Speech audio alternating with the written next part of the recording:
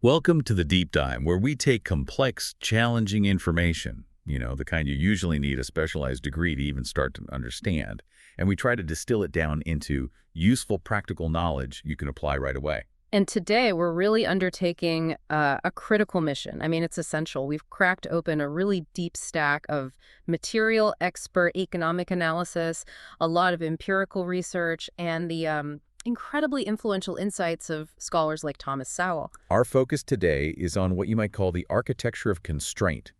We are going to examine how government policies, we're talking specifically about taxation, regulation, and social programs, can actively get in the way of individual financial growth. And often in these hidden, very mathematical ways. Exactly. We've actually framed this whole analysis using an acronym, GRIP. It stands for Government Restrictions Inhibiting Prosperity. GRIP, I like that. Yeah, it's a systemic problem that's kind of built into the code of the system.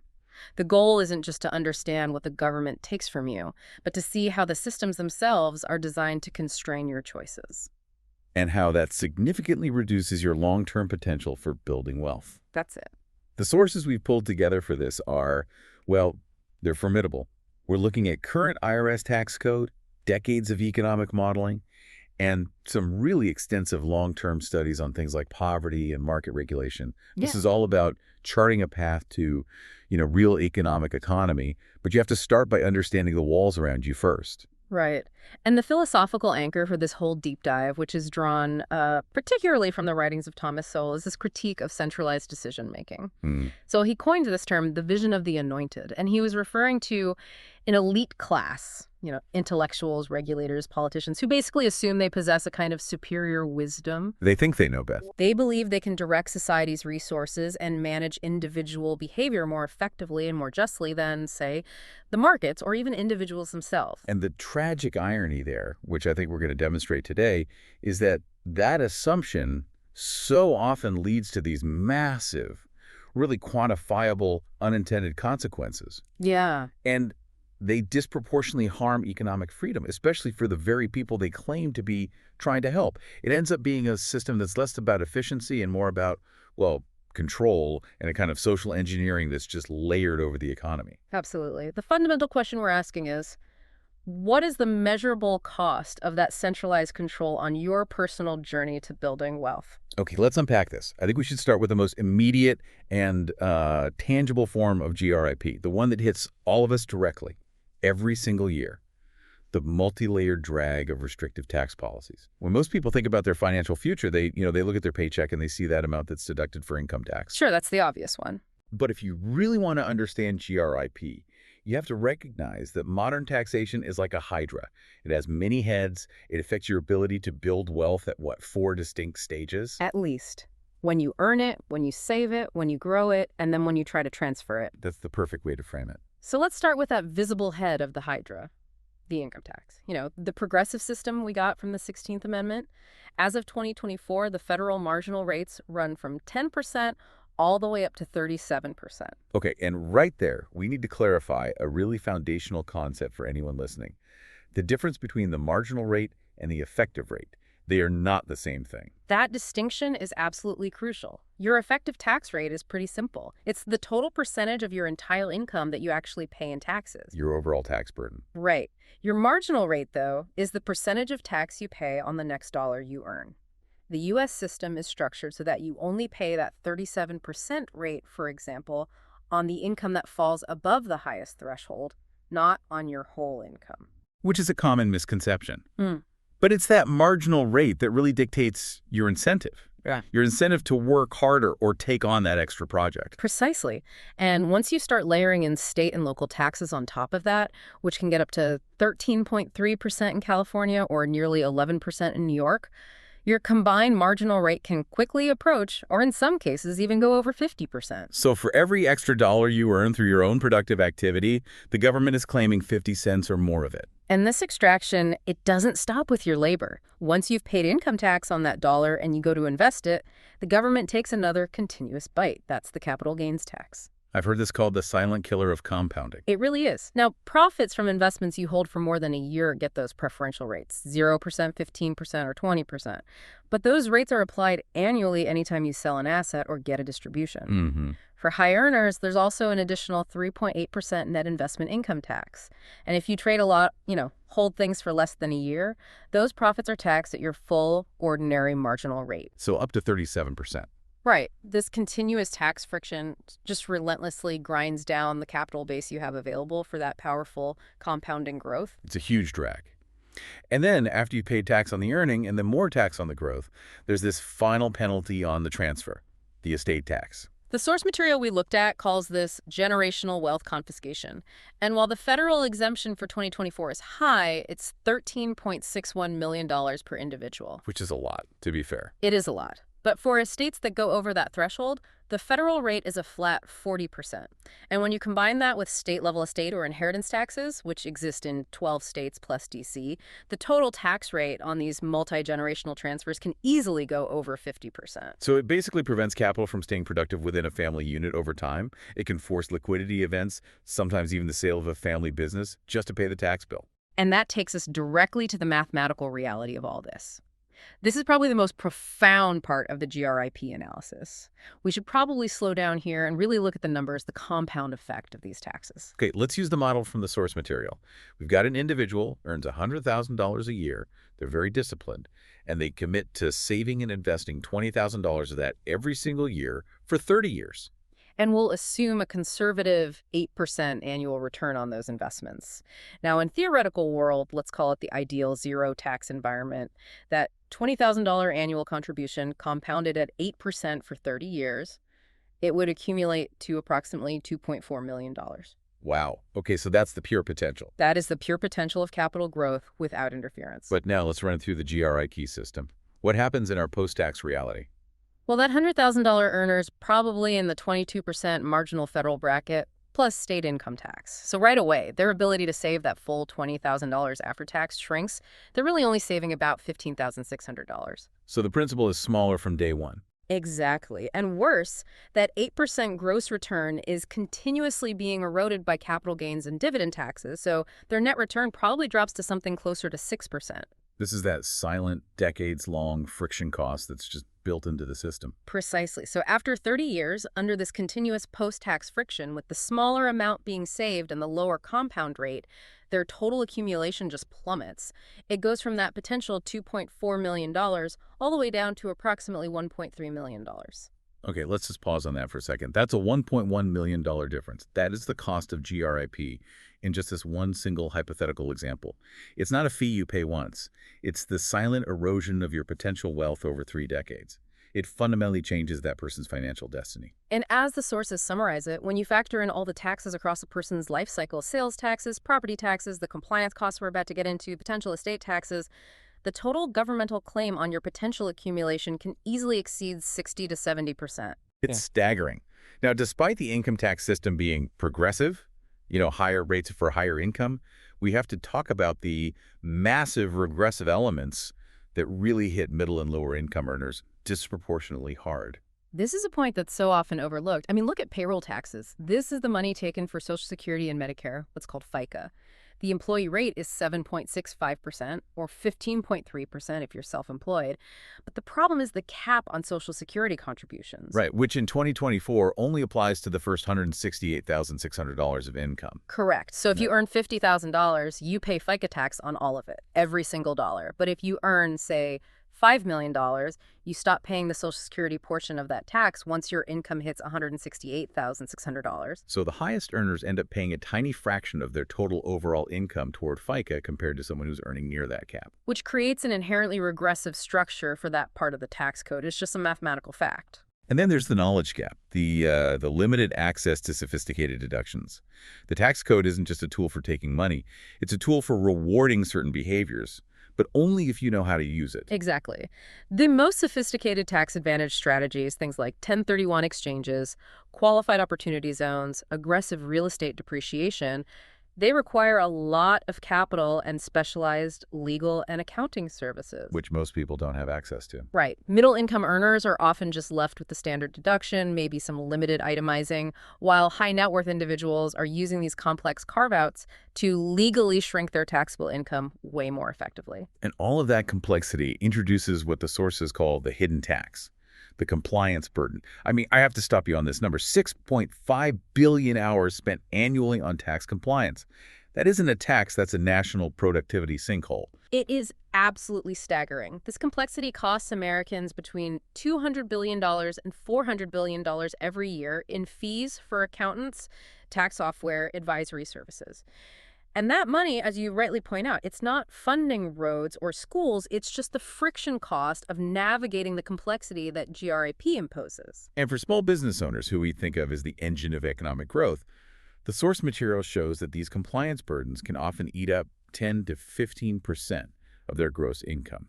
It's like an involuntary non-funding tax just on entrepreneurship itself. And that leads us perfectly into the philosophical synthesis with Thomas Sowell. This is where it gets really interesting, because we can connect this quantifiable drag to the wisdom in his book, Basic Economics. So what's Sowell's core critique when it comes to the consequences of high taxation? So Lowell argues very simply that taxes are a price on productive activity, and if you tax something heavily, you get less of it. He contends that high tax rates often end up reducing total government revenue because they discourage the very production they're trying to fund. He has a great quote about this, right? He does. He says, "The fact that the government takes a larger share of national income when taxes are lower may seem paradoxical. Those who wish to transfer wealth from the rich to the poor may advocate high tax rates on the rich, but such high rates have often simply driven wealth and wealthy individuals from the country."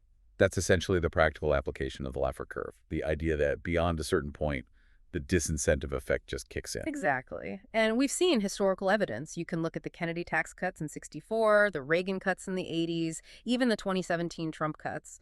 In many of those cases, the lower rates stimulated enough new investment and job creation that the total economic base grew substantially, which maintained or even increased the total tax revenue collected. So high taxation leads to a whole host of these negative behavioral responses, avoidance strategies, evasion, capital flight to countries with lower taxes. Which we'll cover later. Right, and brain drain. And all of that ultimately harms the entire economy, not just the wealthy people being targeted. And philosophically, as Sowell details in The Vision of the Anointed, taxation is often used less for pure fiscal need and more for social engineering. It's a means for those anointed elites to decide that resources should flow away from certain private uses and into public, government-approved uses, which overrides market signals and individual preferences. Okay, so if part one was about the government taking its cut, part two is about restriction. Moving beyond the tax bill itself, we're now looking at the financial regulatory cages that actively limit how much money you can legally shelter, and maybe more critically, how you're even allowed to invest it. The immediate constraint that hits you is the arbitrary imposition of hard contribution limits on tax-advantaged accounts. These limits create this artificial ceiling. They force any excess savings, often from the most productive people in the economy, into fully taxable accounts. Let's nail down the specifics of these ceilings for 2024. For a 401k, the employee deferral limit is $23,000. Now, the total limit, if you include an employer match and after-tax contributions, can reach $69,000. But we also have to talk about the highly compensated employee, or HCE, restrictions. Okay, what are HCE restrictions exactly? How do those work? Well, conversationally, HCE restrictions are basically rules to make sure an employer's 401k plan isn't just unfairly benefiting the highest earners. If the plan fails what's called discrimination testing, meaning the participation rates or contributions of the regular employees are too low, the IRS imposes limits. Sometimes it even forces high earners to get a refund of their contributions. And what's the threshold for being considered an HCE? For 2024, it's having earned $155,000 or more in the preceding year. So even if that big $69,000 limit exists on paper, the complexity of the rules can still constrain high earners who are doing everything right. Absolutely. And then you have the smaller accounts, IRAs, both traditional and Roth, are capped at a mere $7,000 a year. And the health savings account, HSA, which is this fantastic triple tax-advantaged vehicle, is capped at $4,150 for individuals or $8,300 for families. The moment you look at a successful household, say earning $350,000 and saving $70,000 a year, they max out the 401k, the HSA, and the IRA almost immediately. And they're forced to put the extra $30,000 or $40,000 of their capital into a fully taxable brokerage account. The restrictions are really limiting the benefit of being a prudent saver. That excess capital, which could be the engine of their future wealth, is immediately subject to that tax grinder we talked about, annual taxes on dividends, interest, and capital gains, and that just significantly slows down the velocity of its compounding. And once your capital's inside these regulated silos, GRIP imposes what the sources call the liquidity trap. It uses penalties and restrictions designed to lock your money up until the government is ready to tax it. The most notorious example is the 10% early withdrawal penalty. It applies to retirement accounts if you touch them before age 59 and a half. And that 10% penalty is stacked directly on top of ordinary income tax. Which means a withdrawal can easily result in losing 40% to 50% of your capital, just instantly. It's a huge hit. That system really exploits human loss aversion. It discourages liquidity. It means you can't access that capital for potentially better, higher return opportunities, like starting a business or buying a piece of commercial real estate. Your capital is effectively frozen. And then at the other end of the spectrum, you have the required minimum distributions, or RMDs, which now start at age 73. Right. This rule is designed to make sure the government gets its tax money eventually. Whether you need the income or not, the system forces account holders to withdraw a specified percentage every year, pushing that wealth out of tax-advantaged growth and into taxable status. So the regulation forces you to choose between having control of your money and getting a tax advantage. It's a clear trade-off that's built right into the GRIP framework. Now let's talk about the regulation that, in my view, actively widens the wealth gap. I'm talking about the two-tier investment system that's created by the accredited investor requirements. This is a massive constraint on economic mobility, and it's imposed by SEC Regulation D. It basically restricts access to high-potential, non-public market investments, things like private equity, venture capital, seed funding, hedge funds, to only the wealthy. Can you remind us of the specific wealth thresholds for that? Sure. You have to have an income over $200,000 or $300,000 if you're married for the last 2 years, or you need a net worth of more than $1 million, and that specifically excludes the value of your primary home. So the wealthy get access to the investments that fund the next generation of revolutionary companies, where the potential returns can be exponential. Mm-hmm. Meanwhile, the middle class is confined to the public markets, mostly stocks and mutual funds. And this has a real quantifiable cost. Studies that have examined this accredited investor threshold suggest that by restricting the middle class from these high-growth private markets, investors are losing an estimated 1% to 3% annually in returns they could have had. That 1 to 3% might sound small, but you compound that over 30 years, and it's the difference between a secure retirement and genuine financial independence. It's an artificially imposed loss of potential wealth that exponentially increases the gap between the accredited and the non-accredited. And that's not even mentioning other regulatory barriers, like the IRS treating cryptocurrency as property, which creates a total nightmare of record keeping. You have to calculate capital gains on every tiny transaction, or the complex prohibited transaction rules that basically stop retirement account holders from easily investing in direct real estate deals. Okay, but I have to challenge this point for a second, because the counterargument here is pretty valid. Isn't the primary goal of the SEC and these restrictions to protect retail investors from complex, non-liquid scams or really risky products that could wipe out their savings? I mean, are we just dismissing that valid regulatory concern? No, that is absolutely the stated rationale, and it's a necessary part of this conversation. However, Sowell's critique, particularly in his book Knowledge and Decisions, addresses this directly. He argues that regulations often succumb to what's called regulatory capture. Meaning they end up serving the interests of the existing large financial institutions, not necessarily the consumer. Exactly. The regulations create these insurmountable compliance barriers that favor the big firms and push out smaller, more innovative competitors. So the regulations protect consumers, yes, but they also simultaneously protect the established market players from new competition. So also points to what he calls the knowledge problem. Regulators simply cannot possess all the dispersed, contextual knowledge needed to make optimal rules for the millions of unique individual financial decisions being made every day. So their one-size-fits-all restrictions end up choking off innovation and restricting beneficial options based on a theoretical risk rather than an actual one. So the idea that a regulator in Washington knows what's best for, say, a high-earning doctor or an entrepreneur who's maxed out their conventional savings and is looking for diversification is, in Sowell's view, kind of epistemologically arrogant. It imposes centralized control where you really need decentralized innovation. That's the core of his critique. Okay, so we've established how GRIP extracts wealth through taxes and restricts your capital through regulation. Now we turn to what is maybe the most socially corrosive function of this framework, how government policies can actively disincentivize accumulation and work, trapping people in dependence through the welfare cliff. This is critical, and we have to approach it with just cold, hard math. The architecture of the American welfare state, it really originates with the 1964 War on Poverty. And it includes this immense array of programs: TNF, SNP, Medicaid, Section 8, SSI, the EITC. The list goes on.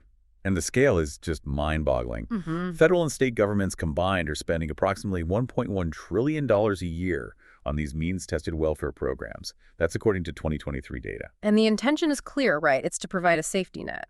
But the flaw, the GRIP mechanism, lies in the execution. It's the benefit cliff.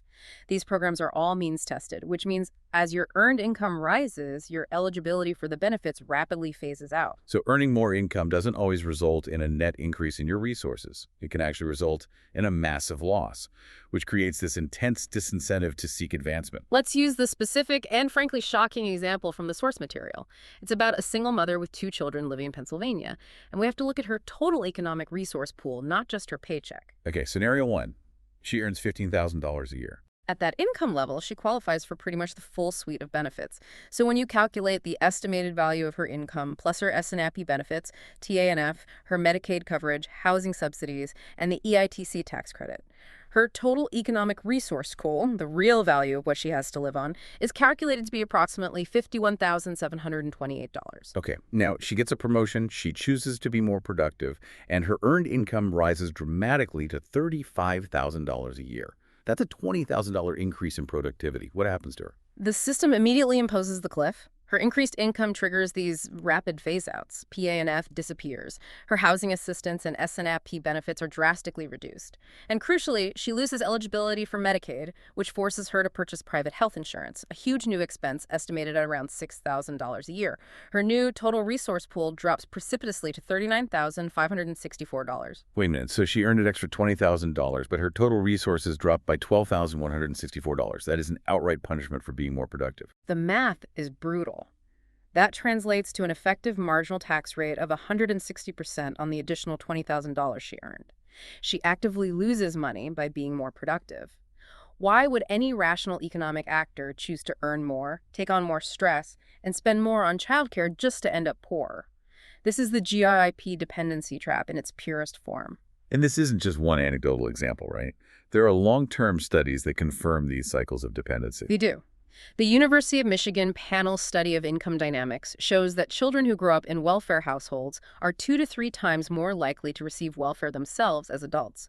And what's more, while the median time someone receives assistance might be short, it's the chronic recipients. The 25 to 30% who stay on assistance for 5 or more years, they account for over 60% of the total benefit costs. Which shows that the system is creating this durable, dependent segment of the population. Yes. Beyond just the financial incentive, this is where Thomas Sowell's most dramatic critique comes in.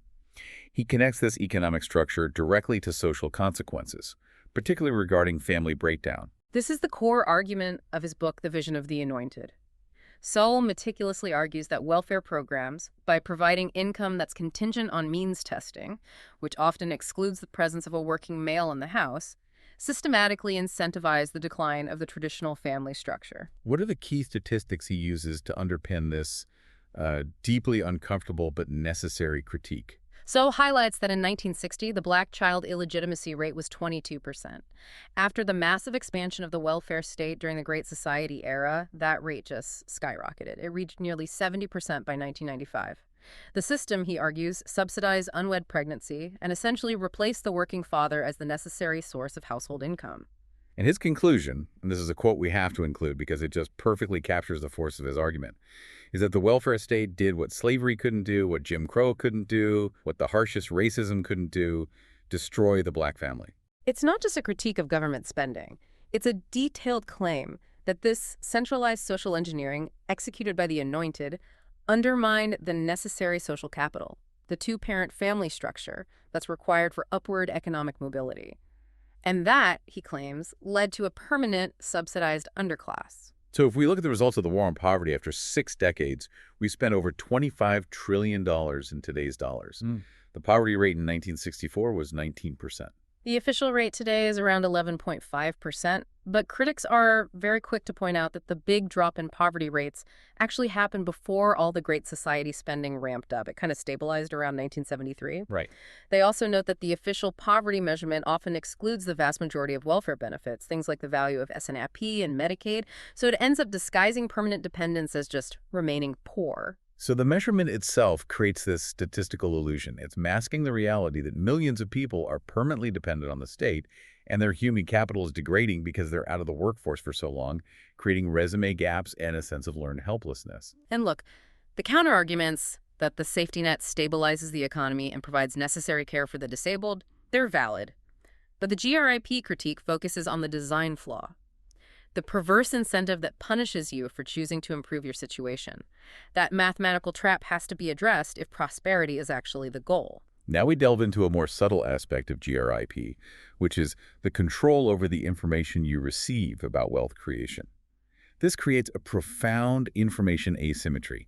If you don't even know an option exists, you can't choose it. Financial product advertising is unique. It has this incredible level of regulatory oversight. It's governed by the SEC, a FINRA, the FTC, state insurance regulators. A whole alphabet soup of agencies. Right, and this heavy hand creates massive hurdles for non-traditional financial products to gain any kind of public recognition. The classic case study here is cash value life insurance, and specifically something called Indexed Universal Life, or IUL.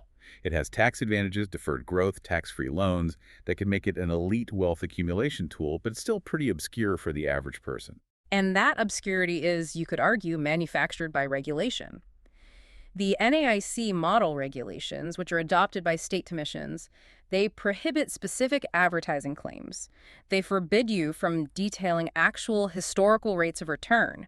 They prohibit you from directly comparing an IUL to a securities investment like a 401k.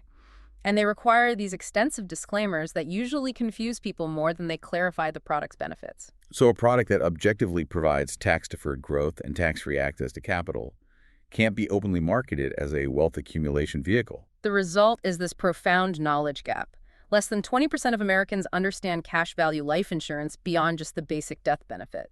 So they default to the conventional 401k and brokerage accounts simply because the alternatives are legally forced into the shadows. This is a perfect example of Sowell's point in Knowledge and Decisions. He says restricting speech prevents market discovery. The regulators, with their vision of the anointed, assume they know better than consumers what information is beneficial. And in doing so, they effectively deny consumers the agency to evaluate alternatives for themselves. Right. And critically, Sowell notes the asymmetry of the consequences here. Regulators pay no price if their restrictions prevent millions of people from accessing a beneficial, tax-efficient vehicle. That damage is dispersed, it's invisible. But if they permit a single high-profile scandal because of not enough restriction, the concentrated harm is highly visible. Which creates a regulatory bias toward excessive, overprotective constraint. Always. And the consequence of this information control is that the government, often working with the financial services industry, actively shapes your financial behavior through what's called choice architecture, a concept popularized by behavioral economists like Thaler and Sunstein. So this is subtle control, using psychology. Right. They utilize things like default effects. By making the 401k the default savings vehicle, automatically enrolled by employers, supported by this massive regulatory infrastructure policy, funnels trillions of dollars into that one specific restricted structure. Most people just stick with the default path, even if it might be suboptimal for them. And then there are framing effects. The 401k is universally framed as retirement savings. It's safe, approved, conventional. An IUL is framed as insurance complex, expensive, maybe risky. The framing itself steers your choice toward the government-approved default. And we come back to loss aversion, which is exploited by that 10% early withdrawal penalty.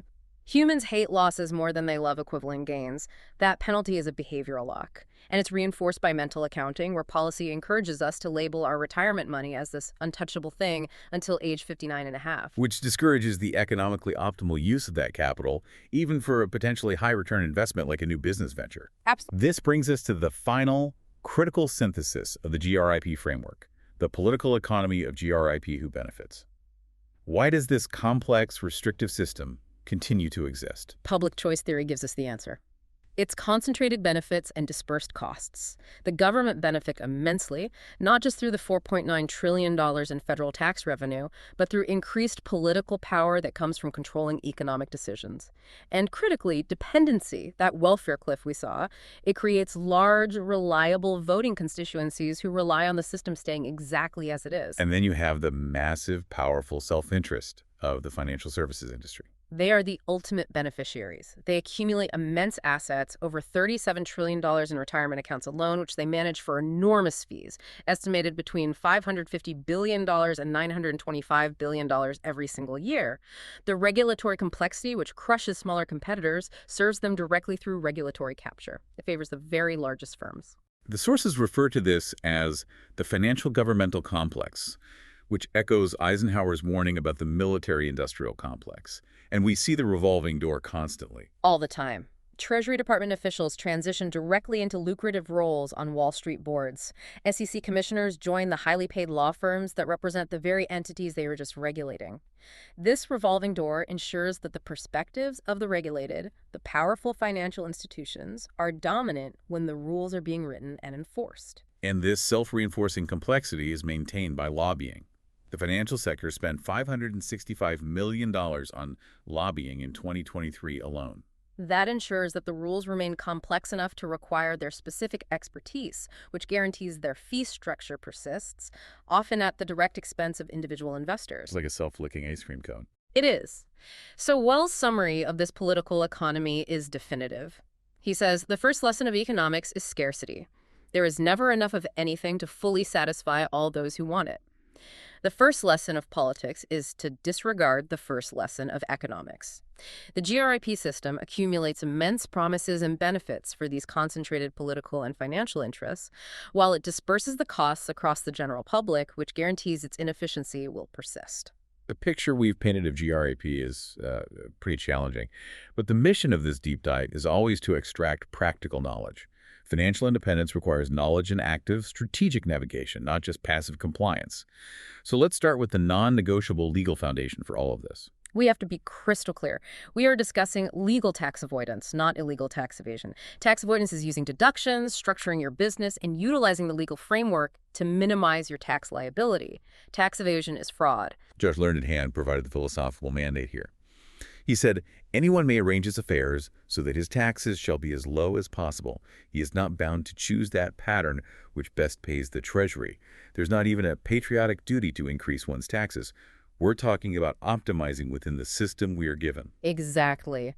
And the foundation of the escaping GRIP is maximizing the conventional mandated tax advantage tools.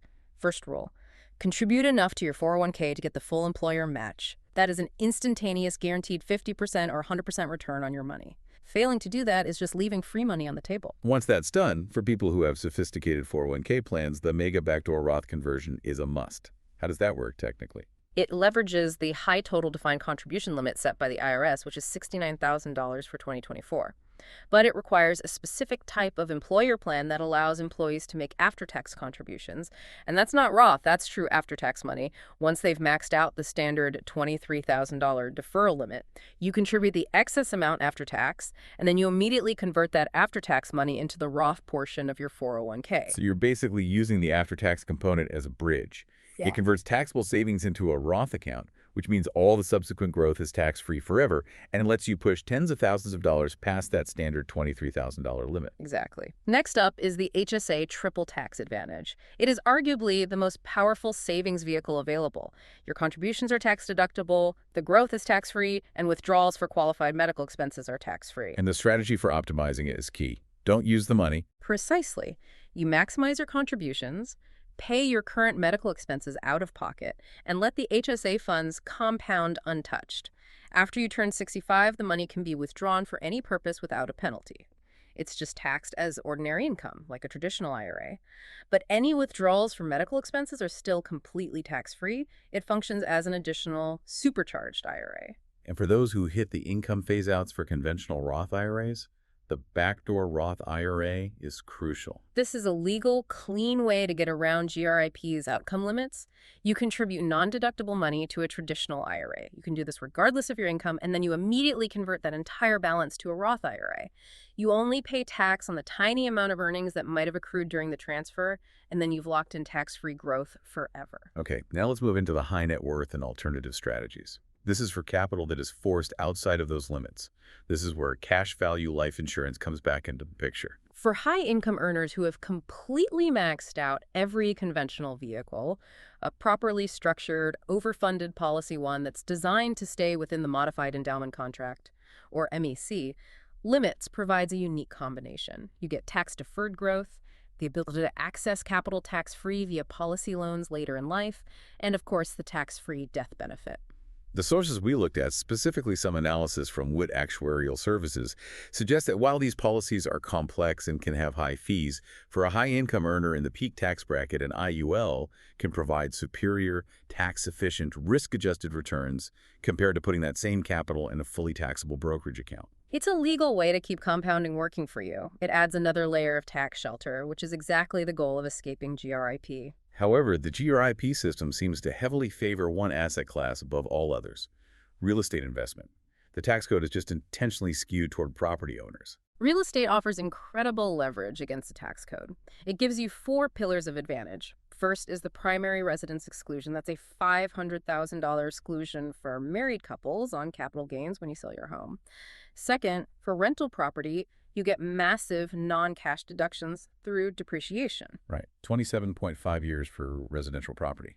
And that depreciation deduction often lets a property that's cash flowing positively show a paper loss on your tax return. Correct. And this paper loss can then be used to offset active income from your job or business, creating significant current tax savings. That's a unique advantage that stocks just don't offer.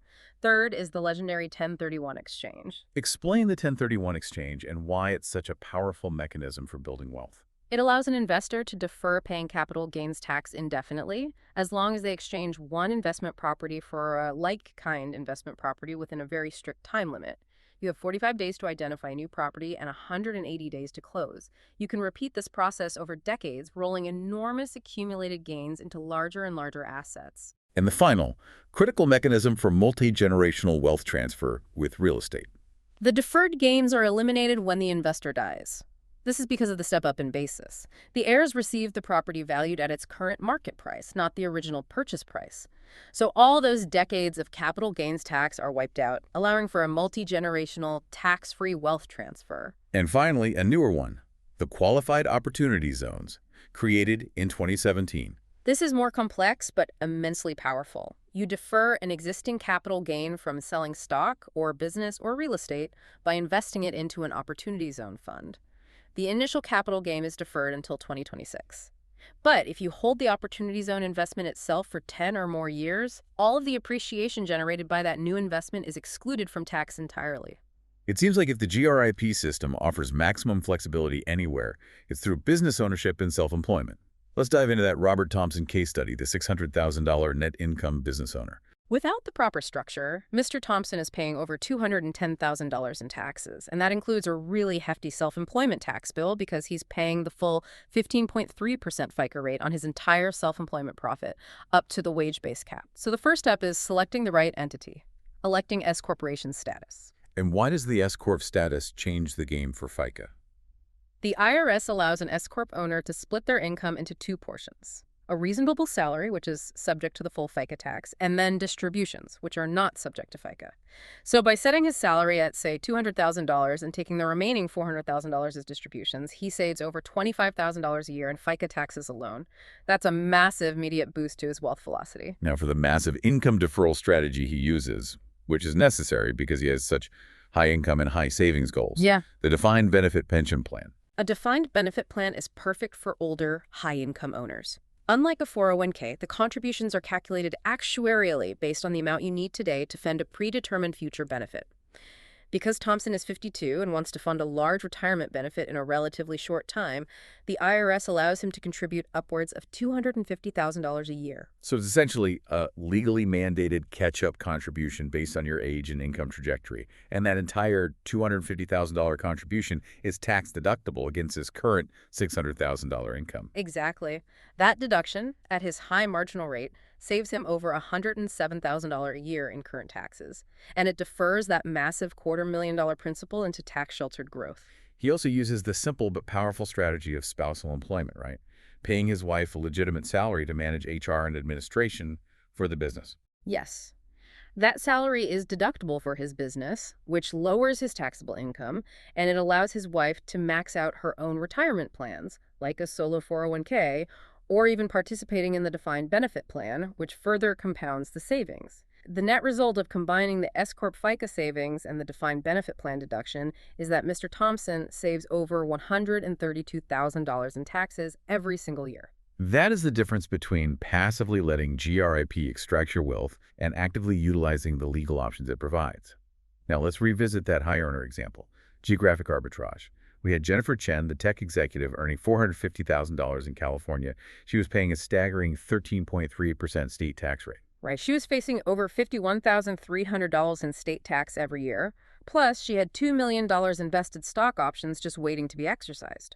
Her strategic move was to establish residency in a no-income tax state, specifically Nevada, before that liquidity event happened. The timing is everything there. If she exercises those options as a California resident, the state of California gets a big slice. But by meticulously moving and establishing domicile in Nevada, proving residency for more than 183 days, changing her driver's license, registering to vote before exercising the options, she avoided state taxation on that $2 million capital gain.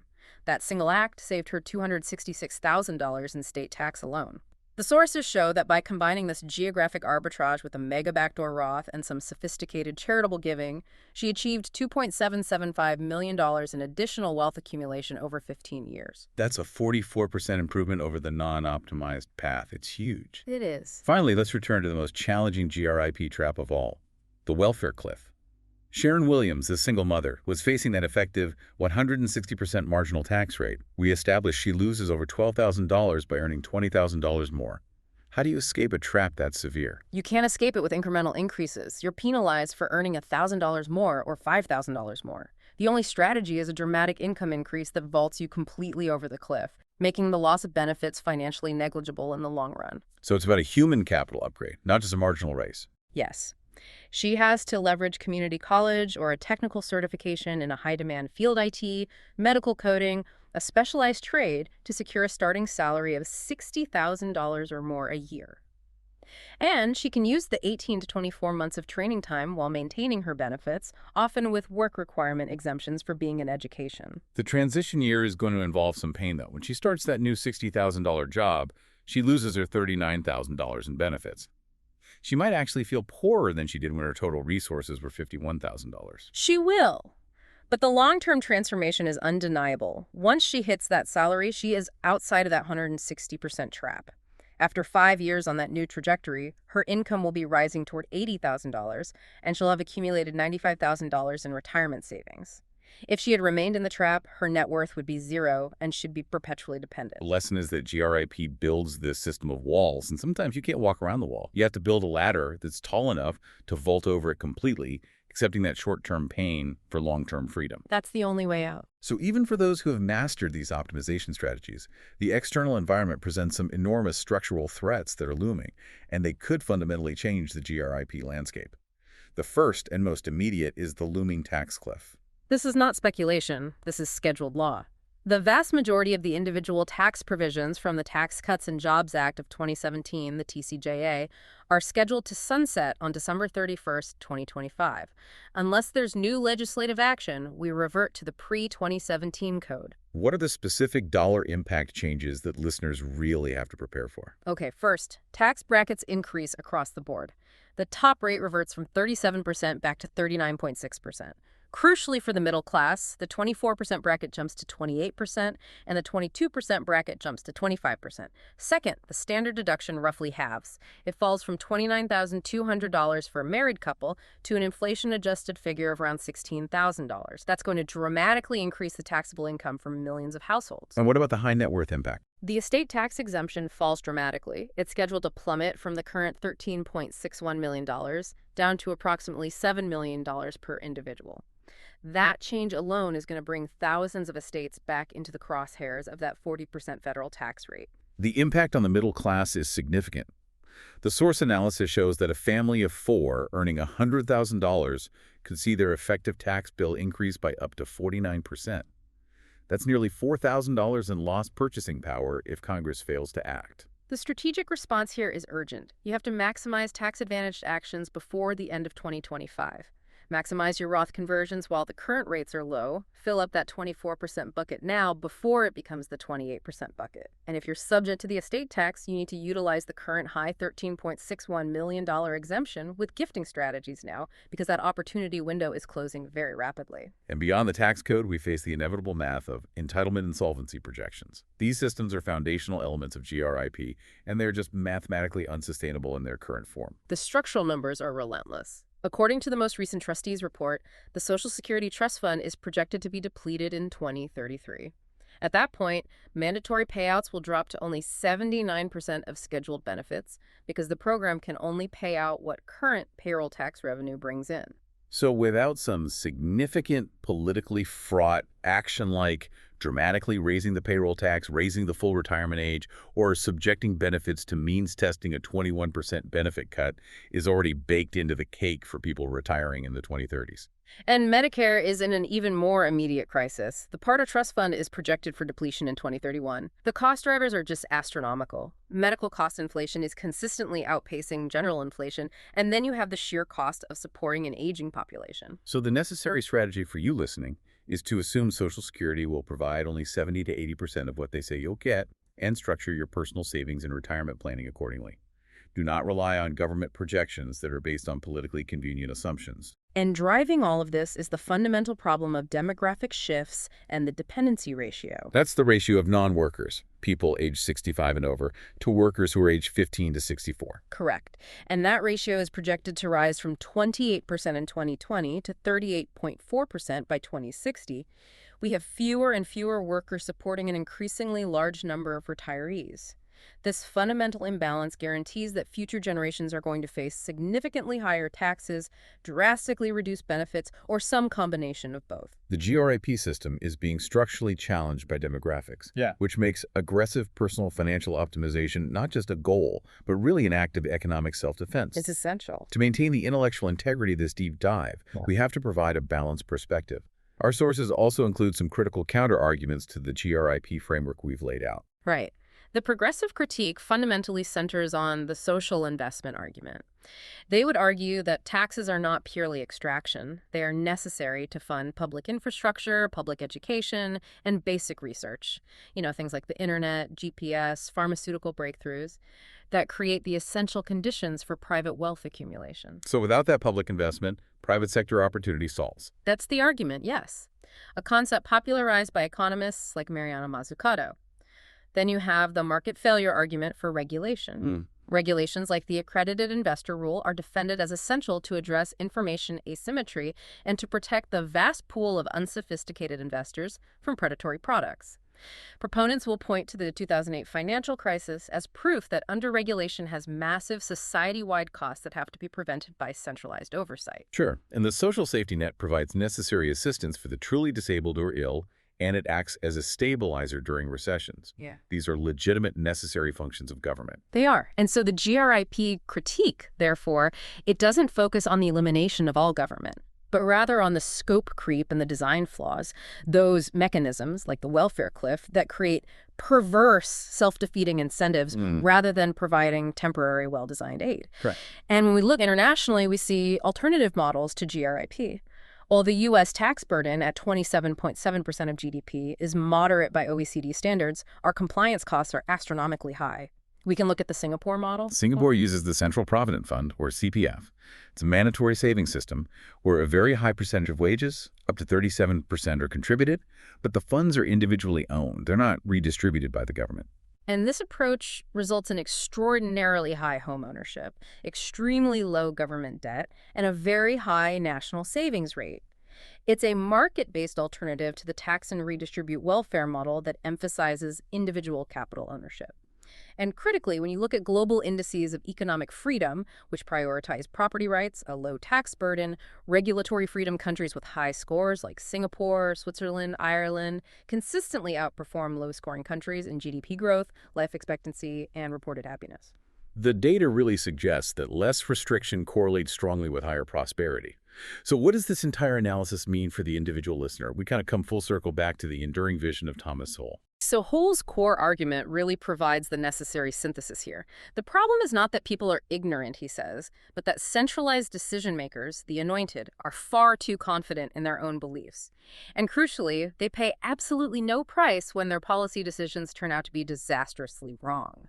Prosperity requires maximizing individual economic freedom, trusting in dispersed knowledge, and using every legal tool available to maintain control over your own capital. So the GRIP framework really illuminates the walls. Taxes extract, regulations restrict, welfare programs trap, and information control blinds. Financial independence requires knowledge and active navigation, not just passive compliance with a system that is designed for its own perpetuation. The path to financial freedom exists. It just requires knowledge, discipline, and the courage to chart a course that's different from the conventional default one. We spent a lot of time discussing the lockup provisions, particularly that 10% early withdrawal penalty, which exploits loss aversion to keep your capital tied up until you're 59 and a half. That penalty acts as a forced commitment device. So here's the final thought we want to leave you with. If the government eliminated the 10% early withdrawal penalty tomorrow, how would eliminating that forced commitment device change your investment and savings decisions?